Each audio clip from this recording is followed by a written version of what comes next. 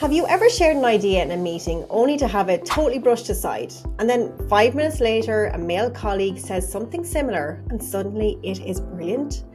If this has happened to you, you're not alone. And I hate to break it to you, lovely lady, but it's not just bad luck. There is a real reason this keeps happening, and it's costing you visibility, influence, and career growth while you're stuck in the weeds working harder than ever. So today I'm going to reveal on the 360 Leadership Podcast the number one thing that male leaders do differently that ensures they get credit for their ideas, and why smart, capable women like you aren't doing it yet. So tune in, I hope you enjoy. Hello there, lovely lady. Welcome back to this week's episode of the 360 Leadership Podcast. I am your host, Lucy Gernon, a multi-award winning executive coach and founder of 360 Leaders Club, the only professional membership focused on leadership development for women in leadership so that you can achieve your career goals with confidence, master executive presence, lead with more strategic influence, all without burning out or missing out in life, because I'm all about that 360-degree success. And today on the podcast, we need to have a heart-to-heart, because I have been talking to so many of my clients when they come to work with me at the start, and there is a really common problem that I am noticing that is most likely stopping you from being seen as an executive strategic leader who can be trusted and taken seriously. Now, whether you're at executive level or you aspire to get to that level one day, positioning right now in your career is so important to help you to fast track that. And we need you to fast track that because there's way too many men in senior leadership. And as much as I always tell you, I love the boys, I've nothing against them. They lead with confidence, and that is a big issue. And today I'm going to get into all of this because right now you may not even know this is a problem because you're so busy doing the doing. You're plugging the holes, you're fighting the fires, you're making sure all the operations happen and everything gets done. So it's really time that we paused and that we looked under the bonnet and got this sorted so that you can make the impact that you know you're capable of, all without this constant overanalyzing or overworking. And be sure that you come back next week too, because next week's episode is all about how to fix this. And if you're listening to this live, I might just have another amazing free masterclass coming up to help you too. So you've got to come back next week to find out all the juicy details. So for today, I'll start by telling you a story about an amazing VP in STEM that I coached inside 360 Leaders Club. Now, this lady is brilliant at what she does, like all of the women that I work with in 360. She leads a high-performing team, she consistently delivers incredible results, and she's one of the most capable people in the room. But when she came to me, she was totally frustrated. And she said to me, Lucy, I feel like I'm invisible. In every meeting where I'm one of the only women, I contribute, I problem solve. But when it comes to strategic discussions or promotions, it's literally like I don't exist. And meanwhile, my male peers are getting recognized for doing half as much. Can you relate? This lady was stuck in execution mode. She was constantly delivering, fixing, and firefighting. But instead of being rewarded for it, what happened? She was given more work. So here's what I told her. I told her that your work ethic isn't actually the problem. You're being overlooked because, honestly, leadership isn't just about what you do, it's about how you show up. So if you're nodding along right now thinking, oh my God, that's me, you're not alone.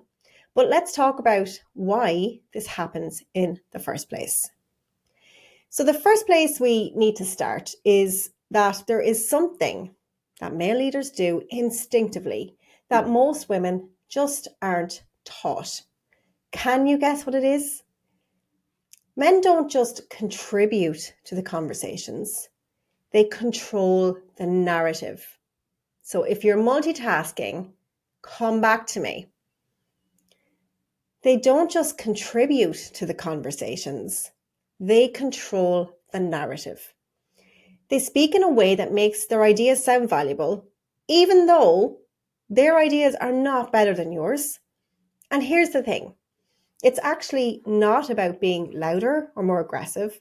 It's actually about the way they frame their ideas, the confidence they project, and the executive presence they carry. So let's think of an example. Let's say two leaders pitch the same ideas.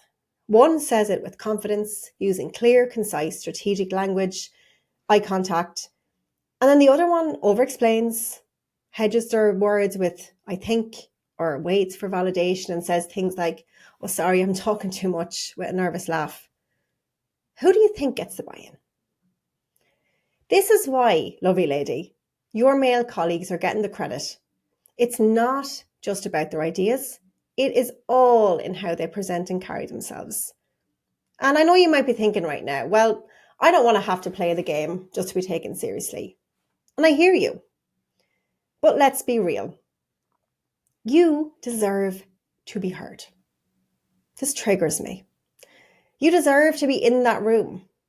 And this is about making sure you actually get the recognition that you have earned. Because I always say, you are either a player in the game or you're being played by the game. And I know which one I would rather be. So now that we've broached the issue, let's talk about what happens if you don't start shifting in how you show up in these spaces. What's the cost? So here's what happens. You overthink. Tick. You overanalyze. Tick. You overwork. Tick. Did you tick all three? You keep pushing harder, hoping somebody will finally notice your operational efforts. Meanwhile, back at the ranch, your male peers are moving up, while what's happening for you? You're just getting more work piled on your plate.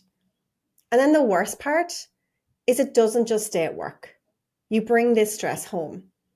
You're missing moments with your family because you're constantly replaying meetings in your head and saying yes to meetings that encroach in your family life. You feel guilty when you're working for not being present with family, and then you feel guilty when you're not working in case they think you're not committed. And let's be honest, this is exhausting. But here's the thing, this isn't your fault. No one teaches women in leadership how to show up with executive presence, how to command attention, and how to ensure they get the recognition they deserve. It's literally why I founded 360 Leaders Club, because it's just for women. So you've got that safe space to grow together. You're not worried about male dominance. You're not worried about being in a leadership team training with all of your peers where you can't share freely. I created this so I can give you personalized tools and strategies to help you to succeed and to give you all the motivation, support, and encouragement, and to be in your corner. So if you'd like to learn more about that, just head over to 360leadersclub.com, because even though you are not taught these things, or you may have done some leadership training at work, how much have you actually implemented in terms of yourself? I know you're a builder of high-performing teams. I know your team love you. But what about how you're viewed? So even though you haven't necessarily taught or actually implemented any learnings on these things to the extent where you're going to see actual results, it is your responsibility to change it. And the good news is, next week on the 360 Leadership Podcast, I'm going to be teaching you exactly how to do this. Next week on the show, we're going to talk about simple shifts that instantly change how people are going to perceive you. We're going to talk about how to make sure your ideas land in meetings without having to fight to be heard. We're going to talk about how to position yourself as a strategic leader so you get the recognition and career growth you deserve. And if you're listening to this live, which is in 2025, sometime, I'm not sure exactly of the date, sometime in April, I might just have a free masterclass coming that will walk you through this in even more details. So please be sure to come back here next week for all the juicy details. Now, in the meantime, if this episode resonates with you, please share it with your female leader colleagues who need to hear this. This message is for all of my powerhouse ladies in STEM, financial services, all of you amazing women who are working in male-dominated spaces. I am speaking to you today because I have been in your shoes. I speak your language. I have walked I started my career in meat factories, working with 60-year-old men who I had to tell put their hairnets on. I had to go into boardrooms with, old men in white suits and put together positions. That was in my very, very, very first job when I was 20 something years old. I have lived and breathed this stuff for over 2 decades. And I promise you, I want to spread this word because I know how difficult it is if you don't know how to handle this. So share this episode far and wide. I would so appreciate it. And make sure you hit subscribe so you don't miss next week's episode. And be sure to get onto my Sunday night newsletter, as I will be sharing 3 super powerful mantras. Just go to lucygarland.com/newsletter. We will link it as always below, to help you to really own your power immediately so you can show up and you can give the boys a run for their money. Because if you don't step into your power and shift this now, you will be in the exact same place next year. And that's a fact. And deep down, you know it. And that is not what we want. So that's it for this week's episode of the show, lovely lady. Be sure to come back next week, same time, same place, so I can share how to fix this. Bye for now.